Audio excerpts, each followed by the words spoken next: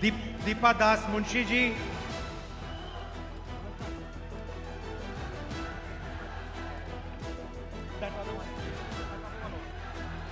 Deepa Das Munshi ji, KC Venugopal ji, Sunny Joseph ji, VD Satishan ji, Sadiq Ali Shihab Tangal ji, Ramesh Chenethala ji, Adhur Prakash ji, Shashi Tharoor ji, Sachin Pilot ji, UDF leaders on the stage, dear party workers, UDF workers, brothers and sisters, friends from the media, and everybody who is watching in Kerala and beyond, I'd like to welcome all of you.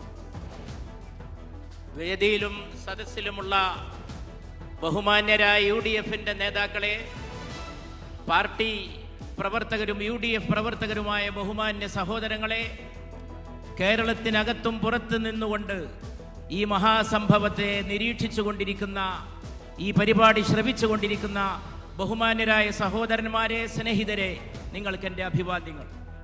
It's nice to see Sanju Samson, star of India's quarter-final and semi-final victory in T20 World Cup, is from Trivandrum. World കപ്പിൽ പങ്കെടുത്ത cricket ടീമിലെ അംഗങ്ങളായിട്ടുള്ള സഹോദരങ്ങളെ, അവരുടെ മഹത്തായ പ്രകടനത്തെ, ആ പ്രകടനം കാണുന്നതിൽ എനിക്ക് അനൽപമായ സന്തോഷമുണ്ട്. ഞാൻ അവരെ എല്ലാവരെയും പ്രത്യേകം അഭിനന്ദിക്കുകയാണ്, അനുമോദിക്കുകയാണ്.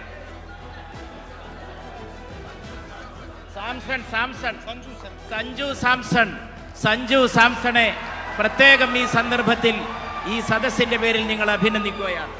Of course, he's a well-known cricketer, so we are congratulating him, congratulating the people of Kerala. But there are millions and millions of people like him in Kerala, from Kerala, who live abroad, that make our country proud every day.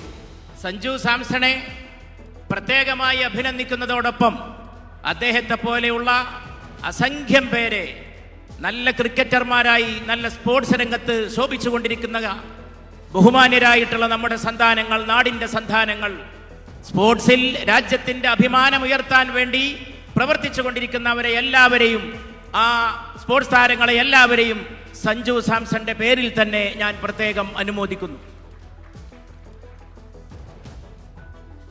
I'm happy to come to this function which marks the culmination of the yatra that the UDF carried out. UDF നടത്തിയ വളരെ പ്രധാനപ്പെട്ട രാഷ്ട്രീയ പ്രക്ഷോഭയാത്രയുടെ സമാപനത്തിൽ ഇവിടെ വരാൻ സാധിച്ചതിൽ എനിക്കേറെ സന്തോഷമുണ്ട്. And I'm happy that it was about listening to the people of Kerala, about listening to what the people of Kerala want, how they want Kerala to move ahead. കേരളത്തെ നിരീക്ഷിക്കുന്നതിന് സമമായിരുന്നു ഈ യാത്രയെ നിരീക്ഷിക്കുന്നത്.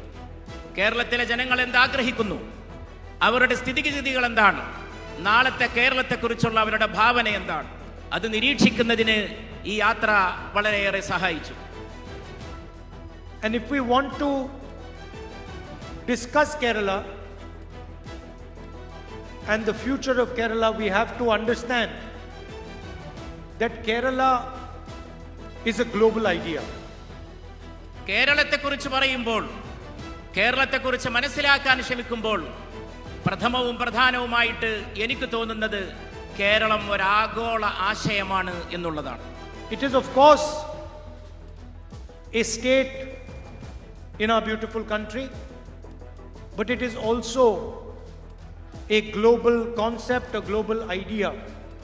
നമ്മുടെ രാജ്യത്തെ മനോഹരമായ ഒരു സംസ്ഥാനമാണ് കേരളം. അതുമാത്രമല്ല, അതോടൊപ്പം വളരെ പ്രധാനപ്പെട്ട ഒരാഗോള ആശയവും ഒരാഗോള സങ്കല്പവും കൂടിയാണ് Keralam. And so it's important to start the discussion with what is going on at the global level. ആഗോളതലത്തിൽ നടക്കുന്ന ചർച്ചയെക്കുറിച്ച് ആ ചർച്ച തുടങ്ങുന്നതിന് കേരളത്തെ തന്നെ ഒരു മാതൃകയാക്കിയാൽ തീർച്ചയായും അത് ഉചിതമായിരിക്കും. We have millions of our brothers and sisters who live in the Middle East, who send remittances back from the Middle East to India. Million കണക്കിന് പ്രവാസികളായിട്ടുള്ളവർ മധ്യപൗരസ്ത്യ ദേശത്തുണ്ട്. അവരുടെ സംഭാവനകൾ അല്പമൊന്നുമല്ല നമ്മുടെ സമ്പദ്ഘടനയെ, നമ്മുടെ രാജ്യത്തെ സമ്പന്നമാക്കിക്കൊണ്ടിരിക്കുന്നത്. They are worried about what is going to happen in the war. അവിടെ സംഭവിച്ചുകൊണ്ടിരിക്കുന്ന കാര്യത്തെക്കുറിച്ച് മധ്യപൗരസ്ത്യ ദേശത്തെ സംഭവ വികാസങ്ങളെ സംബന്ധിച്ച് അവർ വളരെയേറെ ഉത്കണ്ഠാകുലരാണ്. In fact, it is almost impossible to predict what will happen in the war between the United States and Iran. അമേരിക്കയും ഇറാനും തമ്മിൽ നടക്കുന്ന ഈ യുദ്ധത്തിന്റെ അവസാന ഫലം, അന്തിമ ഫലം എന്തായിരിക്കുമെന്ന് പ്രവചിക്കാനോ മുൻകൂട്ടി പറയാനോ സാധിക്കാത്ത വിധം വളരെ സങ്കീർണമാണ് ഈ സാഹചര്യം. But what one can confidently say is that we are entering a new, unstable, dangerous phase on the planet. ഈ ഗ്രഹത്തിൽ, ഈ ഭൂമണ്ഡലത്തിൽ വളരെ അസ്ഥിരമായിട്ടുള്ള അനിശ്ചിതത്വമുളവാക്കുന്ന ഒരു ഘട്ടത്തിലേക്കാണോ നാം പ്രവേശിക്കുന്നത് എന്ന കാര്യമാണ് നമ്മെ ആശങ്കരാക്കുന്നത്. And so we have to be careful and we have to protect our strength and our people. അതുകൊണ്ട് നാം വളരെ ശ്രദ്ധയോടെ ഇരിക്കണം. നാം ജാഗരൂകരായിരിക്കണം. നമ്മുടെ രാജ്യത്തെയും നമ്മുടെ ജനങ്ങളെയും കാത്തുരക്ഷിക്കുന്നതിന് നാം ബദ്ധശ്രദ്ധരായിരിക്കണം. When a storm comes, you have to walk carefully, you have to look at what is going on, and you have to take more care than usual. ഒരു കൊടുങ്കാറ്റ് വരുമ്പോൾ നാം വളരെ ശ്രദ്ധിക്കേണ്ടി വരും. പരസ്പരം കരുതലോടുകൂടി ശ്രദ്ധയോടുകൂടി നാം ജാഗ്രതയോടെ അതിനെ നേരിടേണ്ടതായിട്ട് വരും. And most of all, you have to protect your assets and your strength. നമ്മെയും നമ്മുടെ സമ്പത്തിനെയും അത് രക്ഷിക്കുന്നതിനുള്ള ജാഗ്രതയും ശ്രദ്ധയുമാണ് ഇതുപോലുള്ളൊരു സന്ദർഭം ആവശ്യപ്പെടുന്നത്. And here I must say that the Prime Minister has let the country down. He has betrayed the country. ഇവിടെ എനിക്ക് വളരെ പ്രധാനമായിട്ട് പറയാനുള്ള കാര്യം, ഇതുപോലുള്ളൊരു സന്ദർഭത്തിൽ ഈ രാജ്യം ഭരിക്കുന്ന പ്രധാനമന്ത്രി ശ്രദ്ധ പുലർത്തുന്നില്ലെന്ന് മാത്രമല്ല, രാജ്യത്തെ വഞ്ചിച്ചുകൊണ്ടിരിക്കുന്നുവെന്നാണ് എനിക്ക് പറയാൻ. I do not use the word lightly. I am using the word precisely because I believe that the Prime Minister has betrayed the country when he signed the USD. ഞാൻ ഈ കാര്യം ലഘുത്വത്തോടു കൂടി പറയുന്നതല്ല. ഞാൻ ഈ വാചകം വളരെ ലളിതമായിട്ട് ഈ വാക്ക് വളരെ ലളിതമായിട്ട് ഉപയോഗിക്കുന്നതല്ല. അമേരിക്കയുമായിട്ട് കരാർ ഒപ്പിട്ടപ്പോൾ പ്രധാനമന്ത്രി രാജ്യത്തെ വഞ്ചിച്ചുവെന്ന് വ്യക്തമായും സ്ഫുടമായും പറയാനാണ് ഞാൻ. And the result is going to be borne by the people of our country, by our farmers, by our small and medium business owners, by our workers. ഈ കരാർ നമ്മുടെ രാജ്യത്തെ ജനങ്ങളെ വളരെ ഹാനികരമായി ബാധിക്കുമെന്ന കാര്യം തീർച്ചയാണ്. നമ്മുടെ കർഷകരെ, നമ്മുടെ ചെറുകിട കച്ചവടക്കാരെ, നമ്മുടെ സമൂഹത്തെ ഒന്നടങ്കം നമ്മുടെ ജനങ്ങളെ വളരെ ഹാനികരമായി ബാധിക്കുന്ന ഒരു കരാറിലാണ് രാജ്യം ഭരിക്കുന്നവർ ഒപ്പിട്ടിട്ടുള്ളത്. No Prime Minister before him has opened agriculture to American agriculture. ഇതിനു മുമ്പ് ഒരു പ്രധാനമന്ത്രിയും രാജ്യത്തിന്റെ കാർഷിക രംഗം ഒരു വിദേശ രാജ്യത്തിന് വേണ്ടി തുറന്നു കൊടുത്തിട്ടില്ല. Large American mechanized firms are going to compete with small Indian labor intensive farms. വളരെ വലിയ സാങ്കേതിക വൈദഗ്ധ്യമുള്ള സ്ഥാപനങ്ങൾ ഇന്ത്യയിലെ കർഷകരുമായിട്ട് മത്സരിക്കുന്ന ഒരു സാഹചര്യമാണ് പുറത്തു നിന്നും വരുന്ന ഈ പുതിയ ആളുകളുടെ ആഗമനത്തോടുകൂടി, കരാറിലൂടെ തുറന്നു കൊടുത്തിട്ടുള്ളവരുടെ ആഗമനത്തോടുകൂടി. The result is going to be devastation in our agricultural sector, devastation for our cotton farmers, our corn farmers, our dal farmers, our fruit farmers. നമ്മുടെ ഭക്ഷ്യവിഭവങ്ങൾ, നമ്മുടെ ധാന്യങ്ങൾ, നമ്മുടെ പയർവർഗ്ഗങ്ങൾ അതെല്ലാം കൃഷി ചെയ്തുകൊണ്ടിരിക്കുന്ന കർഷകരെ തകർക്കുന്നതാണ്. ആ കാർഷിക മേഖലകളെ മുഴുവൻ തകർക്കുന്ന രീതിയിലാണ് ഈ അമേരിക്കയുമായുള്ള കരാർ ചെന്നവസാനിക്കുക. And our soya farmers, soybean. അതുപോലെ നമ്മുടെ സോയാബീൻ, ഈ മേഖലകളിലെല്ലാം നടക്കുന്ന കൃഷിയെ തകർക്കുന്നതായിരിക്കും ഈ കരാർ. The second thing the Prime Minister has signed away is our energy security. ഈ Energy security. ഊർജ സുരക്ഷ ആ പ്രധാനപ്പെട്ട മേഖലയാണ്, വളരെ സങ്കീർണമായിട്ടുള്ള പ്രധാനപ്പെട്ട മേഖലയാണ് ഇതിലൂടെ പ്രധാനമന്ത്രി വിദേശ ശക്തികൾക്ക് വേണ്ടി തുറന്നു കൊടുത്തിട്ടുള്ളത്. Imagine that the Prime Minister of India has committed to President Trump that India will only buy oil from who America wants it to buy oil. America പറയുന്നവർക്കും അവർ ഇഷ്ടപ്പെടുന്നവർക്കും ഏത് രാജ്യമാണോ അവിടെ നിന്ന് മാത്രമേ എണ്ണ വാങ്ങൂ എന്ന് ഇന്ത്യയുടെ പ്രധാനമന്ത്രി അമേരിക്കയുമായി പറഞ്ഞുറപ്പിച്ചിട്ടുണ്ടോ എന്ന രംഗം ഒന്ന് ഭാവനയിൽ സങ്കല്പിച്ചു. Imagine that a country as powerful as ours has to take permission from the United States if it wants to buy oil from Russia. റഷ്യയിൽ നിന്ന് ഓയിൽ വാങ്ങാൻ വേണ്ടി അമേരിക്കയുടെ സമ്മതത്തിന് വേണ്ടി ഇന്ത്യ കാത്തു നിൽക്കേണ്ടി വരുന്ന ഒരു സാഹചര്യം വരുമോ എന്നൊന്ന് സങ്കല്പിച്ചു നോക്കൂ. The third thing that President Trump has extracted from the Prime Minister is Indian data. ട്രംപുമായി ഒപ്പിട്ടുള്ള കരാറിൽ വളരെ പ്രധാനപ്പെട്ട മറ്റൊരു മേഖല എന്ന് പറയുന്നത് തീർത്തും രഹസ്യമായിട്ടുള്ള ഡാറ്റ വിവരങ്ങളെ ബന്ധപ്പെട്ടിട്ടുള്ളതാണ്. The most valuable asset that India has is the data that we produce. ഇന്ത്യയുടെ ഏറ്റവും വിലപ്പെട്ട സമ്പത്ത് എന്ന് പറയുന്നത് അത് ഉൽപ്പാദിപ്പിക്കുന്ന ഡാറ്റയാണ്, ഡാറ്റയുമായി സംബന്ധിച്ചിട്ടുള്ള വിവരശേഖരമാണ്. Any talk about AI has to be based on data. നിർമ്മിത ബുദ്ധിയുമായിട്ട് ബന്ധപ്പെട്ട ഏത് പ്രവർത്തനവും ഏത് പ്രക്രിയയും ഈ ഡാറ്റയെ ബന്ധപ്പെടുത്തിക്കൊണ്ട് മാത്രമേ രൂപകൽപ്പന ചെയ്യാൻ And സാധിക്കൂ. our 1.4 billion people produce the largest amount of data on the planet. നമ്മളാകട്ടെ ലോകത്ത് ഏറ്റവും കൂടുതൽ ഡാറ്റ വിവരശേഖരം ഉൽപ്പാദിപ്പിക്കുന്ന രാജ്യമാണ്. This includes medical data, it includes data on movement of people, it includes communication data. ഇത് ചികിത്സാ രംഗത്തുള്ള ഡാറ്റ, വൈദ്യശാസ്ത്ര രംഗത്തുള്ള ഡാറ്റ, ജനങ്ങൾ സഞ്ചരിച്ചു കൊണ്ടിരിക്കുന്ന അവരുടെ യാത്രവുമായിട്ട് ബന്ധപ്പെട്ടുള്ള വിവരങ്ങൾ, അങ്ങനെ വളരെ പ്രധാനപ്പെട്ട വളരെ വികാരസാന്ദ്രമായിട്ടുള്ള വിവരങ്ങൾ അടങ്ങിയിട്ടുള്ള ഡാറ്റയാണ് ഇതിലൂടെ നഷ്ടപ്പെടുന്നത്. All of it has been signed away by Prime Minister Modi. ഇതെല്ലാം പ്രധാനമന്ത്രി മോദി ഒപ്പിട്ട് വിദേശ ശക്തികൾക്ക് വേണ്ടി അടിയറവ് പറഞ്ഞു വെച്ചു കൊടുത്തിരിക്കുകയാണ്. And the final thing he has done, he has promised President Trump that we will buy billions of dollars of imports from the United States. 9 lakh crore imports from the United States every year. 9 lakh crore ഓരോ വർഷവും അമേരിക്കയിൽ നിന്ന് അത് വിലമതിക്കുന്ന സാധനങ്ങൾ വാങ്ങുമെന്നതാണ് ഈ കരാറിൽ ട്രംപുമായി ഒപ്പിട്ടിട്ടുള്ള മറ്റൊരു പ്രധാനപ്പെട്ട വ്യവസ്ഥ. I am pretty certain that no Indian Prime Minister would do this under natural circumstances.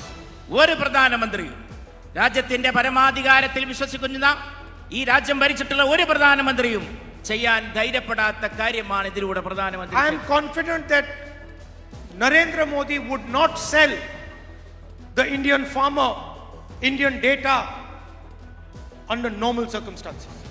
വളരെ പ്രധാനപ്പെട്ട സാഹചര്യങ്ങൾ ഇതിലൂടെ ഉരുത്തിരിയുന്നു മാത്രമല്ല, ഇതിലൂടെ രാജ്യത്തെ കർഷക സംവിധാനത്തെ, രാജ്യത്തെ വിവരശേഖരത്തെ പ്രധാനമന്ത്രി വിൽക്കുകയാണ് ചെയ്തത് എന്നിവിടെ ഉന്നയിക്കുവാൻ ഞാൻ ആഗ്രഹിക്കുകയാണ്. The only reason the Prime Minister has done this deal is because the Prime Minister of India has been compromised.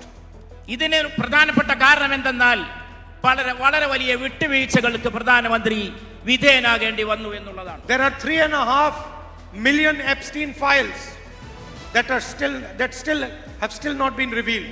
എത്രയോ എപ്സ്റ്റീൻ ഫയലുകൾ, അസംഖ്യം ഫയലുകൾ അനാവരണം ചെയ്യപ്പെട്ട് കിടക്കുകയാണ്. And the Prime Minister of India is terrified that the United States will release those files. ഈ ഫയലുകളെല്ലാം തന്നെ ഉടൻ തന്നെ വെളിച്ചത്ത് കൊണ്ടുവരുമെന്ന് ഇതിനകം പ്രഖ്യാപിക്കപ്പെട്ട് കഴിയുകയും. Anil Ambani, a close confidant of the Prime Minister's name, is in those files. ആ ഫയലുകളിൽ പ്രധാനമന്ത്രിയുടെ പേരുണ്ട് എന്നുള്ളതും ഇവിടെ ഇതിനകം വ്യക്തമാക്കപ്പെട്ടിരിക്കുന്നു. Hardeep Puri's name is in those files. Hardeep Puri. Hardeep പുരിയാണ് ഈ പേര് ആ ഫയലുകളിൽ തീർച്ചയായും ഉണ്ടെന്ന് വ്യക്തമാക്കിയത്. And we are confident that there are many other names in these files. പല പേരുകളും ഇനിയും ഈ ഫയലുകളിൽ ഉണ്ടാകും എന്നാണ് നാം മനസ്സിലാക്കുന്നത്. On the other side, the United States has a criminal case on Mr. Adani. അതുപോലെ തന്നെ അദാനിയെ പോലുള്ളവരുടെ പേരുകളും അമേരിക്കയുടെ മറ്റ് രേഖകളിൽ തീർച്ചയായും കാണാൻ സാധിക്കുന്നു. And Prime Minister Modi is terrified that the finances of the BJP and his finances will be revealed to the people of India. ഈ പേരുകളെല്ലാം തന്നെ ഇന്ത്യയിലെ രാജ്യത്തിലെ ജനങ്ങൾക്ക് വേണ്ടി ഉപയോഗിക്കും, അത് വ്യക്തമാക്കുമെന്നും പ്രധാനമന്ത്രി വ്യക്തമാക്കി കഴിഞ്ഞിരിക്കുന്നു. And that is why the Prime Minister panicked and signed the US-India deal. അത് മനസ്സിലാക്കിക്കൊണ്ടാണ് പരിഭ്രമിച്ച് അമേരിക്കയുമായുള്ള കരാറിൽ ഒപ്പിടാൻ പ്രധാനമന്ത്രി നിർബന്ധിതനായി തീർന്നത്. If you go on YouTube and you search, you will find that President Trump is openly threatening the Prime Minister of India. ഇന്ത്യയുടെ പ്രധാനമന്ത്രിയെ വ്യക്തിപരമായി ഭീഷണിപ്പെടുത്തുന്ന വിദേശ ശക്തികളെ കുറിച്ച് ഈ കാര്യത്തിൽ ഫയലുകളിലേക്ക് പോയാൽ നിങ്ങൾക്ക് കാണാൻ. He openly says that he can destroy the career of Mr. Modi.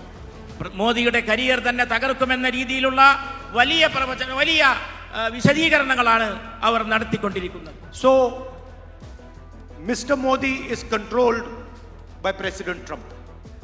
Mr. Modi is president Trump എല്ലാ അർത്ഥത്തിലും നമ്മുടെ പ്രധാനമന്ത്രിയെ നിയന്ത്രിച്ചു കൊണ്ടിരിക്കുകയാണ് എന്നാണ് ഇതിന്റെ എല്ലാം രത്നച്ചുരുക്കം. And the exact same way that Mr. Trump controls Mr. Modi controls the Chief Minister of Kerala.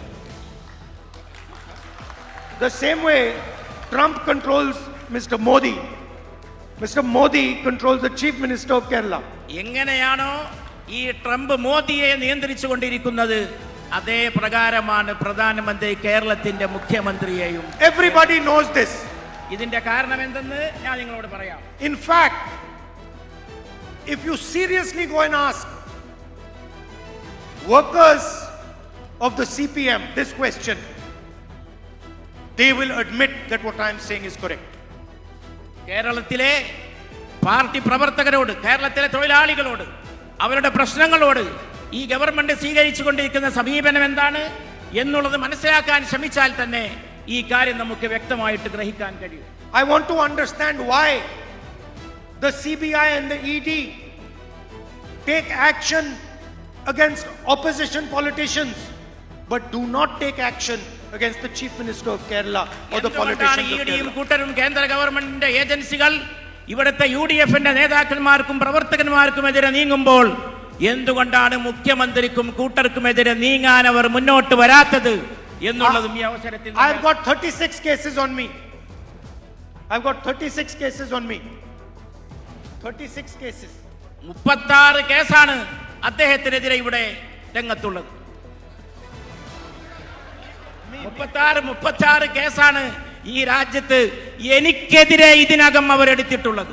I have been interrogated by the ED for 55 hours continuously. 55 മണിക്കൂർ ദീർഘമായ സമയം എന്നെ ഇരുത്തി വിചാരണ ചെയ്യാനും ഈ ED തയ്യാറായിട്ടുണ്ട്. Why has the ED taken no action on the Chief Minister of Kerala and his family? എന്തുകൊണ്ടാണ് ED മുഖ്യമന്ത്രിക്കും കുടുംബത്തിനുമെതിരെ അനങ്ങാപ്പാറ നയത്തോടെ ഒരു നടപടിയും എടുക്കാതെ ഇരിക്കുന്നത്? And the reason is that they are working together. കാരണം വളരെ വ്യക്തമാണ്, അവർ ഒന്നിച്ച് ചേർന്നുകൊണ്ടാണ് പ്രവർത്തിച്ചു കൊണ്ടിരിക്കുന്നത് എന്നുള്ളതാണ് കാരണം. In fact, in Kerala, it is not the CPM and the BJP. കേരളത്തെ സംബന്ധിച്ച് പ്രശ്നം CPI BJP എന്നതല്ല, it is the CJP. അത് CJP എന്നുള്ളതാണ്. അവർ കൂട്ടുചേർന്നുകൊണ്ടുള്ള പരസ്പരം കൈകോർത്ത് പിടിച്ചുകൊണ്ടുള്ള, everybody knows that they are partners. അവർക്ക് എല്ലാവർക്കും അറിയാം അവർ ഘടകകക്ഷികളെ പോലെയാണ്. And everybody knows that they are working together in Kerala to defeat the UDF. അവരെല്ലാവരും പരസ്പരം സഹകരിച്ച് അവർ രണ്ടു കൂട്ടരും UDFനെ തോൽപ്പിക്കുന്നതിന് വേണ്ടി ഒറ്റക്കെട്ടായി കൈകോർത്ത് പിടിച്ചുവെന്ന കാര്യവും എല്ലാവർക്കും അറിവുള്ളതാണ്. I also want to ask my friends, workers in the left front, a question. LDF ഇടതുപക്ഷത്തുള്ള പ്രവർത്തകരോട്, അതുപോലെ അവരോട് ഞാൻ തീർച്ചയായും ഒരു ചോദ്യം അവരുടെ മുമ്പാകെ ഉന്നയിക്കാൻ ആഗ്രഹിക്കുന്നു. You call yourself a communist government. നിങ്ങൾ നിങ്ങളുടെ ഗവൺമെന്റിനെ ഒരു കമ്മ്യൂണിസ്റ്റ് ഗവൺമെന്റ് എന്നാണ് വിളിക്കുന്നത്. Please tell me what is communist about your government in Kerala today? ഈ കേരളത്തിലെ ഗവൺമെന്റിന് എന്ത് കമ്മ്യൂണിസ്റ്റ് സ്വഭാവമാണുള്ളത് എന്ന് എനിക്കൊന്ന് പറഞ്ഞു തരുമോ എന്ന് ഞാൻ അവരോട് ചോദിച്ചു. This is the most corporatist government that Kerala has ever seen. ഇത് ഏറ്റവും വലിയ കമ്മ്യൂണിസ്റ്റ് വിരുദ്ധവും ഏറ്റവും മുതലാളിത്തപരവുമായിട്ടുള്ള ഒരു സർക്കാരാണ് ഇന്ന് Keralam ഭരിച്ചുകൊണ്ടിരിക്കുന്നത്. It is against the interests of the workers. It is against the interest of small business. It is against the interest of the farmers. And it is for the interest of the biggest businessmen. ഇത് വലിയ വലിയ വൻ കുത്തകകളെ പ്രോത്സാഹിപ്പിക്കുകയല്ലാതെ ഈ കേരളം ഭരിക്കുന്ന government തൊഴിലാളി വിരുദ്ധമാണ്, കർഷക വിരുദ്ധമാണ്, ചെറുകിട കർഷകർക്കെതിരാണ്. ഇവിടുത്തെ ജനങ്ങളുടെ ഒരു താല്പര്യവും സംരക്ഷിക്കാതെ ഏതാനും കുത്തകകളെ മാത്രമാണ് അവർ വളർത്തുന്നത്. In fact, I have a suggestion for them. ഞാൻ യഥാർത്ഥത്തിൽ എനിക്ക് അവരുടെ മുമ്പാകെ ഒരു നിർദ്ദേശം വെക്കാനുണ്ട്. Your name is Communist Party of India. നിങ്ങളുടെ പേര് കമ്മ്യൂണിസ്റ്റ് പാർട്ടി ഓഫ് ഇന്ത്യ എന്നാണ്. Change it to Corporatist Party of India. Comprehends party of India എന്ന് നിങ്ങളുടെ പേര് മാറ്റാൻ നിങ്ങൾ തയ്യാറാകണമെന്നാണ്. At least stand for what you say you are. പറയുന്നതിന് വേണ്ടി പുറത്തു വന്ന് ആ നിലപാട് വ്യക്തമാക്കി പ്രവർത്തനത്തിൽ മുന്നോട്ടിറങ്ങി ആ വാക്ക് പോലെ പ്രവൃത്തിയിലും നിലകൊള്ളാനെങ്കിലും നിങ്ങൾ തയ്യാറാകണം. You can ask their workers this question, and I guarantee you at least 50% will say, you know what Rahul Gandhi has said is true. We are no longer the Communist Party of Kerala, we are the Corporate Party of Kerala. ഞങ്ങൾ ഈ ചോദ്യം നിങ്ങളുടെ ഇടതുപക്ഷ മുന്നണിയിലെ പ്രവർത്തകരോട് ചോദിച്ചാൽ അവരിൽ 50% പേരെങ്കിലും സമ്മതിക്കും നിങ്ങൾ പറഞ്ഞത് ശരിയാണ്, രാഹുൽ ഗാന്ധി പറഞ്ഞത് ശരിയാണ് എന്ന്. അവരിൽ 50% പേരും സമ്മതിക്കുക മാത്രമല്ല അവരുടെ പാർട്ടി അവരുടെ ആദർശത്തെ ഉൾക്കൊള്ളുന്നില്ല എന്ന് പരസ്യമായി സമ്മതിക്കും. The other question I would like to ask is one of the holiest places in Kerala, the Sabrimala temple. Gold was stolen from the Sabrimala temple. ഈ കേരളത്തെ സംബന്ധിച്ച് ഇവിടുത്തെ ഏറ്റവും പവിത്രമായ സ്ഥലങ്ങളിൽ ഒന്നാണ് ശബരിമല. അവിടുത്തെ സ്വർണം മോഷ്ടിക്കപ്പെട്ടു എന്നതും വളരെ വ്യക്തമാണ്. Multiple leaders of the CPM were jailed. എത്രയോ CPM-ന്റെ നേതാക്കന്മാർ ജയിലിൽ അടക്കപ്പെട്ടു ഇതിന്റെ പേരിൽ. And the investigation was stopped from reaching the top. വളരെ മുകളിൽ നിന്ന് തന്നെ ആജ്ഞ നൽകിക്കൊണ്ട് ഓർഡർ ഇറക്കിക്കൊണ്ട് അവർക്ക് നേരെയുള്ള സകല അന്വേഷണവും സ്തംഭിപ്പിക്കുകയും മരവിപ്പിക്കുകയും ചെയ്യും.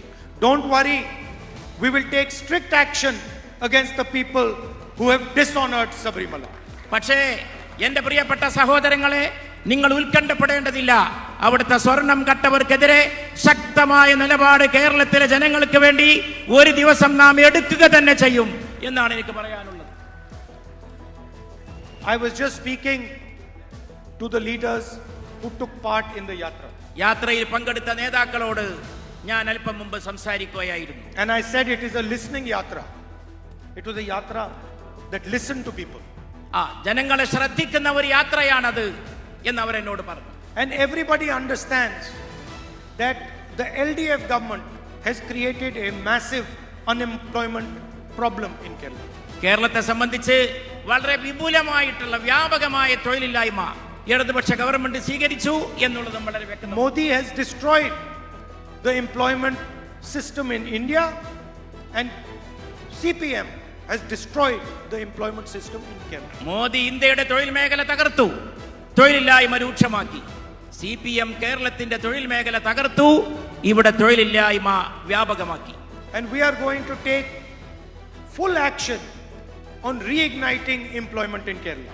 നാം ഈ കാര്യത്തിൽ ചെറുപ്പക്കാർക്ക് തൊഴിൽ കൊടുക്കുന്നതിന് വേണ്ടി കർക്കശമായ കൃത്യമായ പ്രവർത്തനങ്ങളും നടപടികളും എടുക്കുമെന്ന് we will support small and medium businesses and once again bring employment back to Kerala. നാം വീണ്ടും ചെറുപ്പക്കാരെ സാങ്കേതിക രംഗത്ത് പുതിയ ഉണർവ് ഉണ്ടാക്കിക്കൊണ്ട് പുതിയ തൊഴിലുകൾ ഉൽപ്പാദിപ്പിച്ചുകൊണ്ട് യുവാക്കൾക്ക് വിപുലമായി തൊഴിൽദാന പദ്ധതികൾ നാം ആവിഷ്കരിക്കും. We do not like the fact that millions of people from Kerala are forced to go abroad for employment. ഈ കേരളത്തിലെ ജനങ്ങൾ എന്തുകൊണ്ടാണ് മില്യൺ കണക്കിന് ചെറുപ്പക്കാർ വിദേശത്ത് പോയി തൊഴിലെടുക്കാൻ നിർബന്ധിതരാകുന്നത് എന്ന കാര്യം നാം ഇപ്പോഴും ആലോചിക്കുന്നു. In addition to that, we are going to provide some basic protections to the people of Kerala. അതുമാത്രമല്ല, കേരളത്തിലെ ജനങ്ങൾക്ക് ചില അടിസ്ഥാനപരമായ സുരക്ഷാ നടപടികൾ അനിവാര്യമാണ്. That will be like a protective cover for the people of Kerala. Protective cover. ഈ കേരളത്തിലെ ജനങ്ങൾക്ക് ഒരു സുരക്ഷാ വലയം എല്ലാ അർത്ഥത്തിലും ജീവിത രംഗത്ത് പണിതു കൊടുക്കേണ്ടതുണ്ട്. So we have 5 guarantees which we are proposing for the people of Kerala. 5 ഗ്യാരണ്ടികളാണ്, 5 ഉറപ്പുകളാണ്, പഞ്ചവ്യവസ്ഥകളാണ് ഈ രംഗത്ത് കേരളത്തിലെ ജനങ്ങൾക്ക് മുമ്പിൽ ഞങ്ങൾക്ക് സമർപ്പിക്കാനുള്ളത്. So the first guarantee is a free bus travel for all women in KSRTC buses. ആദ്യത്തെ ഗ്യാരണ്ടി കേരളത്തിലെ KSRTC വാഹനങ്ങളിൽ സ്വതന്ത്രമായി സഞ്ചരിക്കാൻ ആവശ്യമായിട്ടുള്ള സൗകര്യം തീർത്തും സൗജന്യമായ നിരക്കിൽ സ്ത്രീകൾക്ക് ഏർപ്പെടുത്തി കൊടുക്കുക എന്നുള്ളതാണ്. 1,000 rupees a month financial assistance to college going girl students. മാസാന്തം 1000 രൂപ കോളേജിൽ പോകുന്ന പെൺകുട്ടികൾക്ക് പ്രത്യേകമായിട്ട് നൽകാൻ തയ്യാറാവുക എന്നുള്ളതാണ്. Welfare pensions increased to 3,000 rupees a month. ക്ഷേമ പെൻഷൻ മാസാന്തം 3000 രൂപയാക്കി വർദ്ധിപ്പിക്കുക എന്നുള്ളതാണ്. The Congress government in Rajasthan came up with a fantastic health insurance scheme. രാജസ്ഥാനിലെ ഗവൺമെന്റ് വളരെ സമഗ്രമായിട്ടുള്ള വ്യവസ്ഥാപിതമായിട്ടുള്ള ആരോഗ്യ ഇൻഷുറൻസ് പദ്ധതികൾ ആവിഷ്കരിച്ച് നടപ്പിലാക്കി. It was praised all over the world. അത് ലോകത്ത് മുഴുവനും പ്രശംസിക്കപ്പെട്ടു. And one of our greatest leaders was Omen Chandy ji. നമ്മുടെ മഹാന്മാരായ നേതാക്കളിൽ പെടുന്ന വ്യക്തിത്വമാണ് Shri Oommen ചാണ്ടിജി. So we are going to name the new health insurance scheme for Kerala after Omen Chandy ji.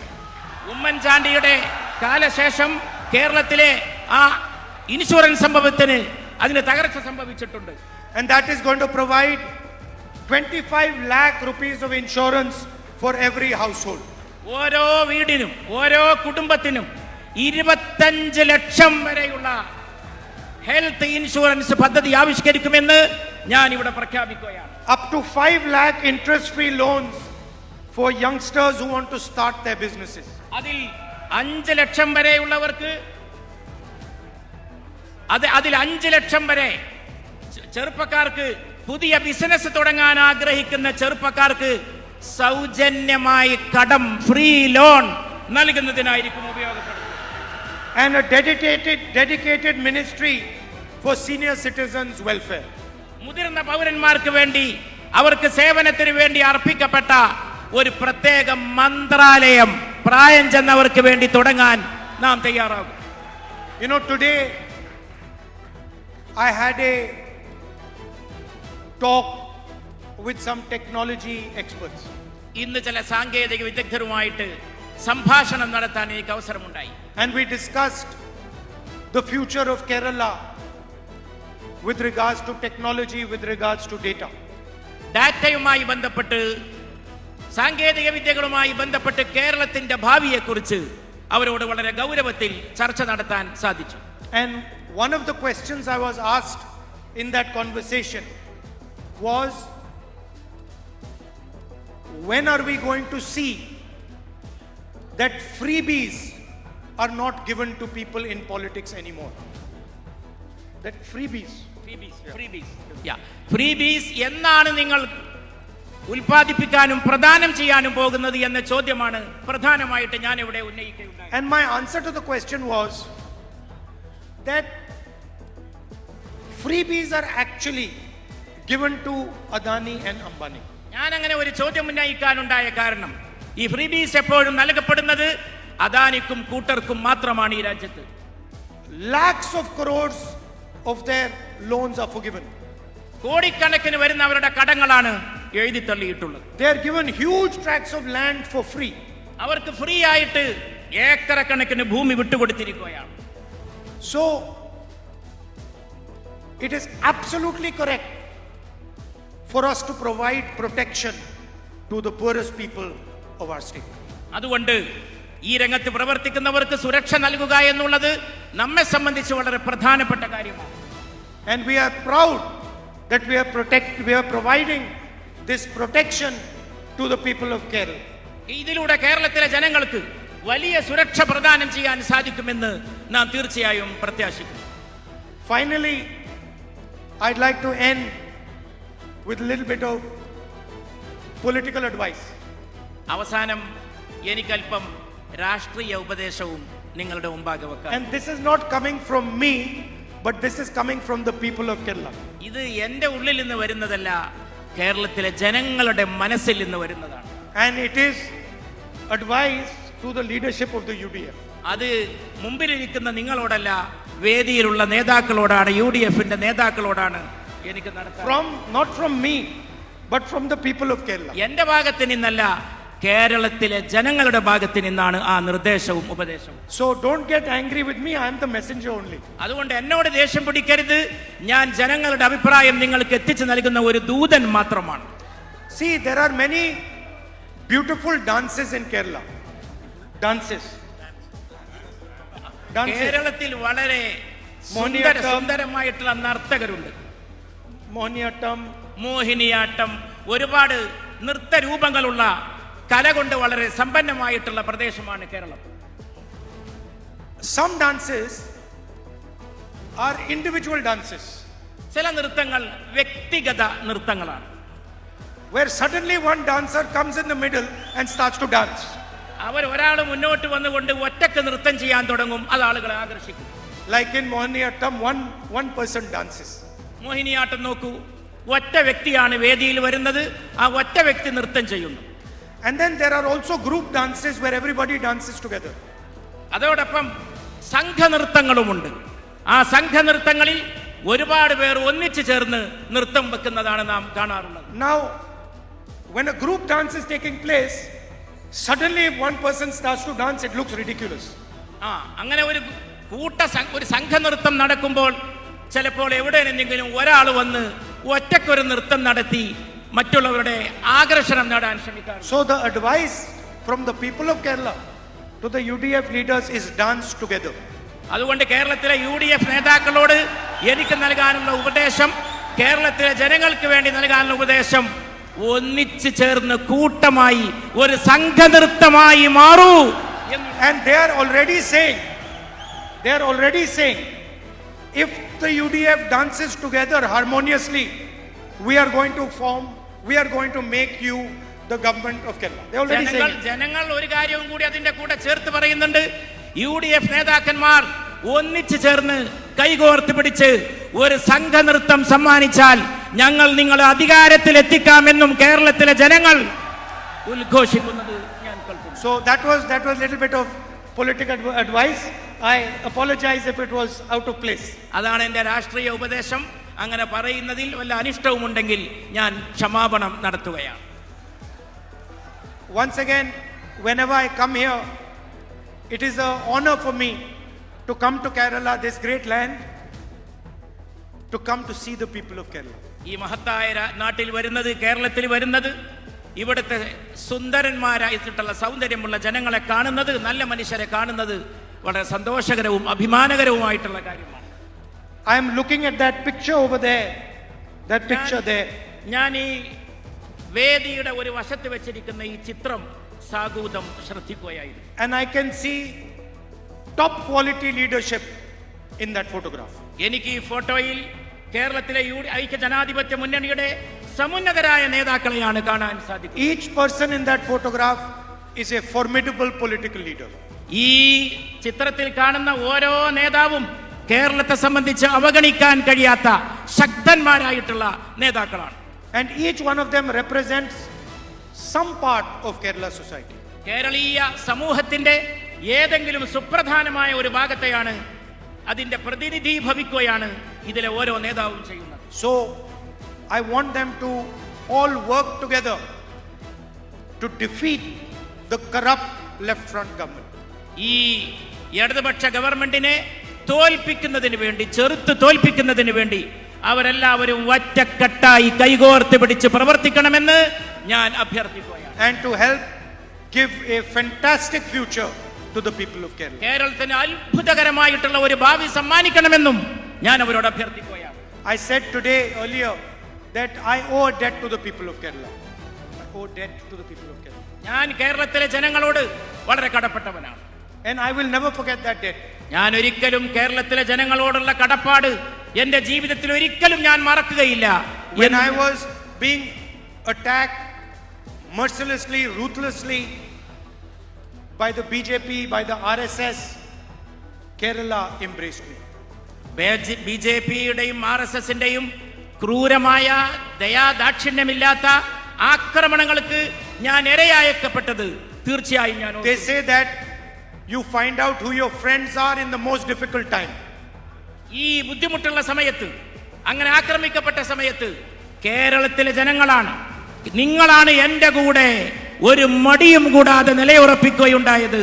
In the most difficult time I found out that Kerala is my friend. വളരെ പ്രയാസമേറിയ ക്ലേശകരമായ സന്ദർഭങ്ങളിൽ കേരളത്തിലെ ജനങ്ങൾ എപ്പോഴും എന്റെ കൂടെ ഉറച്ചു നിലകൊള്ളുന്നത് മാത്രമാണ് എനിക്ക് കാണുവാൻ. Not just my friend but my protector also. My protector.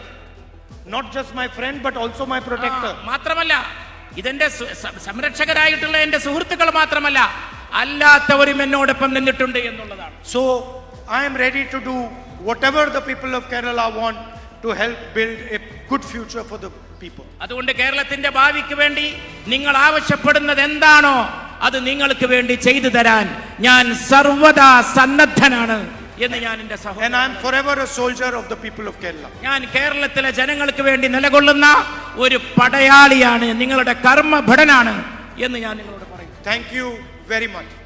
നിങ്ങൾക്ക് എന്റെ നന്ദി. Namaskar.